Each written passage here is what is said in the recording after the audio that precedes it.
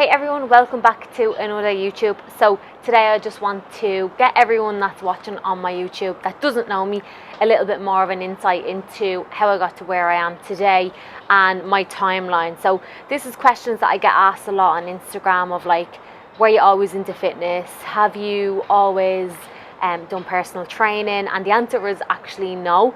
I've been through job to job, I've changed career, like there has been a few things, and I just feel like people probably don't know that. So today I just wanted to kind of come through basically a timeline of where I started and where I am now. And I know a lot of people that are following me or that watch this channel are personal trainers or want to get into the online coaching world or are from the dancing community as well. I know you girls will definitely take value from this.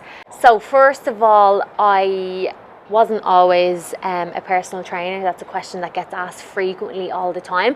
My school that I went to for secondary was what would I say, like how could I explain it properly, like the girls that were in my school and in my year were very intelligent. They were people that studied a lot and were all going to be doctors, lawyers, and to be honest, like I loved my school that I was in, but it was all about grades.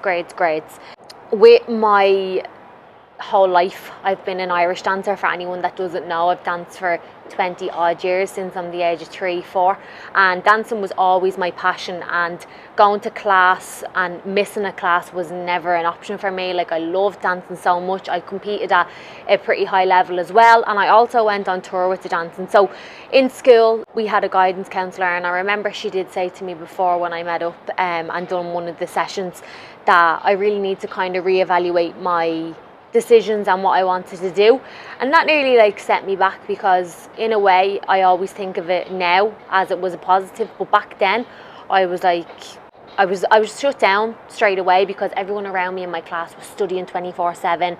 I used to go into school, I'd do my homework on my break, I'd be picked up from school straight away from my mum, I would have all my homework done, I'd go straight home, have my dinner, I'd head to work. I had a job, a part-time job. I got my first job in Tesco. I loved that as well, but I would do my homework in school. I'd come home, I'd go have my dinner, go straight to work, and then my mum picked me up outside work and I'd go straight to dancing. And that was kind of like my whole basically day. Every single day, it was like 4 days a week was dancing work, and school was obviously a priority. I would never fail exams or anything like that, but I wouldn't have been like high all the time, and that was because I didn't put the work in, and I know that. But I wanted to do physiotherapy. I always was pretty active, and I wanted to do something hands-on. I knew I never wanted to be sitting down 24/7, so that's kind of where the physio came from. I was very intrigued about the body, and same thing, I was told I wouldn't get the points for that. So what I done was, after school, I hadn't really got an idea of what I wanted to do. I had physio down, but when I got my points, obviously I didn't get that, so I went and done a PLC, and the PLC is the best thing I could have done. It gave me a gateway into physical therapy that I done after that. So what I done was a back way in. After that, I got my qualification and I started working in a clinic. Now this was obviously after Tesco. I had a part-time job in Starbucks as well after Tesco, and none of them were just making me happy. I had a job in the airport for like 4 weeks and I gave it up because I genuinely couldn't do it. I hated it. Then I went and got my job in the clinic, so I was doing deep tissue sports massage, treating injuries. Same thing, I was still competing at this time. And then a dance tour came up. So Dance Masters was a tour I went with all over Germany for 6 months. It was a totally different life. It was living out of a suitcase. It was traveling all the time around Germany, shows 24/7. It was an experience, but it wouldn't be for me. And I know a lot of people love the dancing and the tour world, but it just personally wasn't for me. I'm a little bit of a homebird and I like a routine, and there was literally just no routine. It was just travel, dance, eating out. There was no kitchens to eat from and just things like that. After that, I came back from tour and I was like, what am I going to do? Because I didn't know whether I wanted to go back to the actual physio.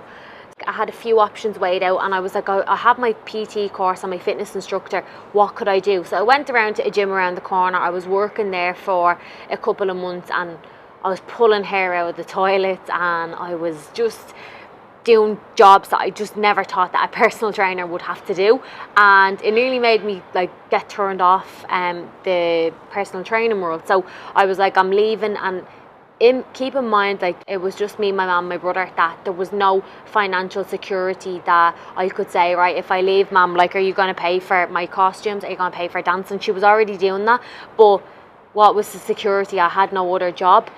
So it was a pretty big risk, but it definitely paid off. And I think if you take risks like that, and like, if it works out, it works out. I've had many risks that I've taken that haven't worked out. After that, I went and I started personal training clients in a gym. People were coming in all the time. It was just, my name was getting out there. I was doing no advertisement. It was all just referrals.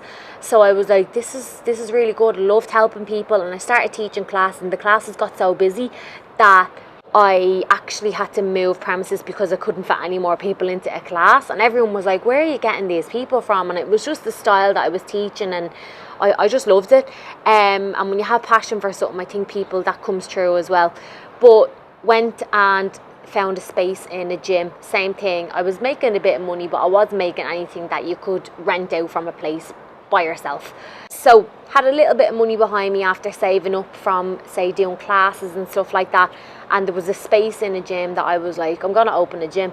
My mum was like, I think you're mad, that's going to cost so much equipment. I took a little bit of an investment out, and I took a little bit of a leap as well, and I set up an all women's gym. So I had that for like three years. And then COVID obviously hit. This gym was booming. I had another girl teaching with me for classes. It was all one-to-one coaching, some group PTs as well. It was like a baby pink. It was like something that you'd see in like a film. Like, that's what I wanted to kind of create, and I definitely did. I know the girls all loved that, and I was so passionate about being in person with people. I never wanted to go online. It was never an option. So when COVID hit, I was still paying rent, and I was at home, and I was like, how can I keep my girls fit, and how can I keep people interested and actually help while everyone's in lockdown? We've never been in anything like this before.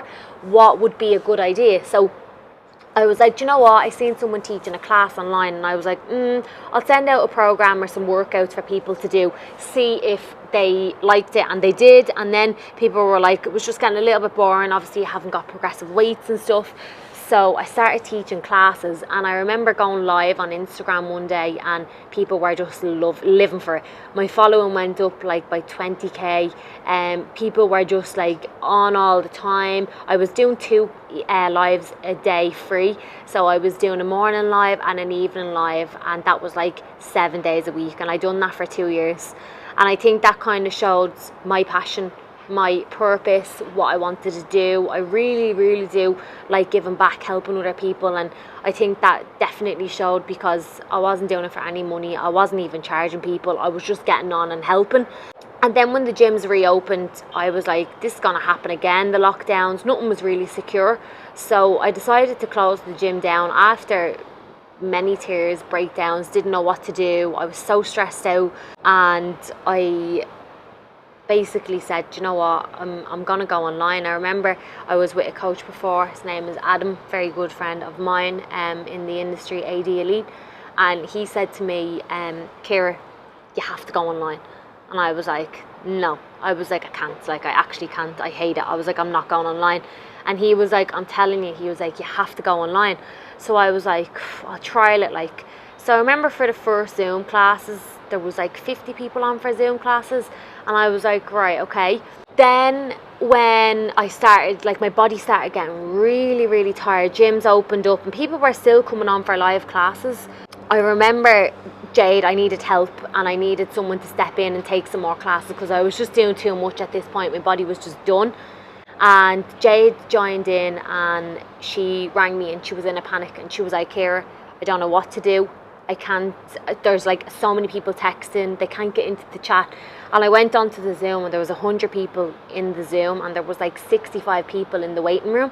And the Zoom that I had was free at that stage. I hadn't bought the actual unlimited Zoom, because I wasn't expecting that many numbers to come on. and I was like, I need to do something with this. So we had like over 165 people on for one class at one stage, so I was like, I'm going to do something with this. So that's kind of where the transformations, moving everything online, having different systems in place, where I am now. Another thing that I don't really mention that much, just because obviously the brand and what it is and the culture that I'm building and the community comes in with, obviously, with Rossi Apparel. So Rossi Apparel is what represents Fit Coach Rossi as well. I wanted to merge the two of them together. At the very start, before I had even opened the gym, I had like little sports bras and jumpers and things like that, and the girls absolutely loved them. And I remember my uncle Des, he was a major inspiration in everyone's life. He was like, Kira, he was like, this is crazy, like you need to do something with clothes. Have you ever heard of Lululemon and Gymshark and naming off leggings? And I was like, I've always wanted to do something like that, but I had no clue where to start. That will probably be another YouTube with Rossi Apparel. I'm not going to get into that now, because the clothing game it's a different ball game. It's so hard. It's so different as well from what I know, but I'm learning as I go. And I was packaging up all my orders for like just Fit Coach Rossi jumpers, and he was like, you need to do something with this. So I was like, do you know what, I'm a bit of a risk taker, and I went for it. So now I've got Rossi Apparel, which represents women, all different body shapes and sizes. We've got some new collections coming as well. We've got Fit Coach Rossi that kind of links in together. It's a community that basically the clothes represent the people represent the clothes, that it's just all one.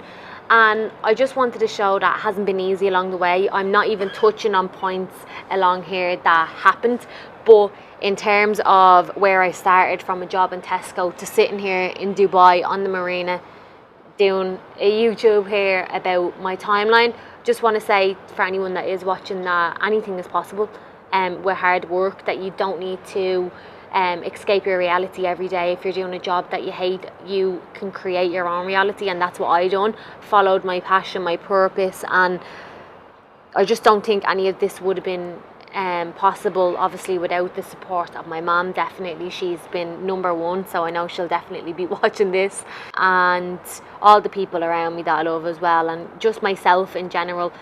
Take the risk. If you fail, you fail. You learn along the way. There's always a lesson that comes with a risk. That was basically my timeline in a very short nutshell. I could probably rant on for a lot longer, but I don't want to bore anyone and keep it too long. So other than that though, my advice for you is take the risk. Do what makes you happy. Make sure you have a purpose and a passion, because if you don't, it's not going to work. And just keep working hard and stay consistent, because it definitely won't happen overnight. I'm in this industry like 7 or 8 years, maybe longer, and it's all only coming together now, and that's just basically from staying consistent and loving what I do every single day. And life is too short not to do everything that you want and everything that you love. So really hope that you took something from this YouTube. Let me know below if this has inspired you or if you have any questions at all, and hopefully I will see you on the next one. Bye.